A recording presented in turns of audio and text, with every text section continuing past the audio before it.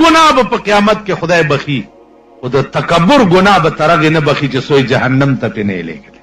دې وجې نه عزیزانو خیال فکر ځان دا خاورې ګڼه چې زه لا څه شي، ما نه سپی ښه دی، ما نه سپی ښه دی، ځکه سپي سره به د خپل عمل حساب نه کېږي، ما سره به زما د عمل حساب کېږي. نو ما نه سپی مونږ نه سپی ښه دی. ابو بکر صدیق رضی الله تعالی عنه مرغۍ ته یې وکته، بختوره یې، څه په یخ سوري کې ناست دی، کاش چې زم داسې یو مرغۍ. حضرت عمر به وی هاي کاش چې زه یو ګډوری وی، خلکو حلال کړی وی او خوړلی وی، خو چې انسان نه وی.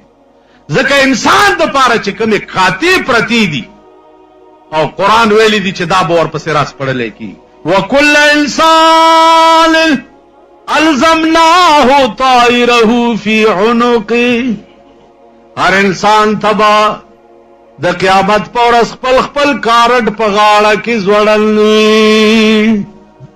بیا ورته به څه وایي؟ اقرا کتابک کفا بنفسک الیوم علیک حسیبا.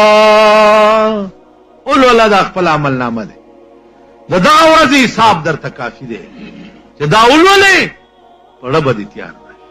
هغې به ویل چې ګډوری وی او حلال شوی وی، خو چې انسان نه، کومې قاطع به چې انسان پسې راسپړلی کېږي.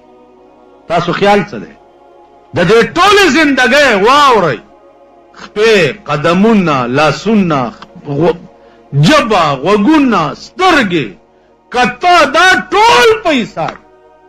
دا سترګې دي دې چې څومره اشیا کتلي دي دې ټولو حساب به ورکړي چې دا سترګې دې کتل دې دپاره و، تا پې دا ولې کتلي، دا خپې م در کړې دې خوا تلو دپاره وې، ته پې دې خوا ولې تلی، لاسونه رانیول دې سیز دپاره و، تا پې دا ټول نظام، غوږونه دا اورېدل دې دپاره و چې ته به پې اورې څه او تا پې اورېدلي څه دي، دا ټول په حساب. او وخت لرې دی که نږدې دی؟ ډېر لنډ دی. او چې د سترګې پټې شو نو دا معامله به شروع. نو زما عزیزانو د ځان او د آینده نسل خیر وغواړئ او د ذکریا علیه السلام په سنتو عمل وکړئ چې خدایه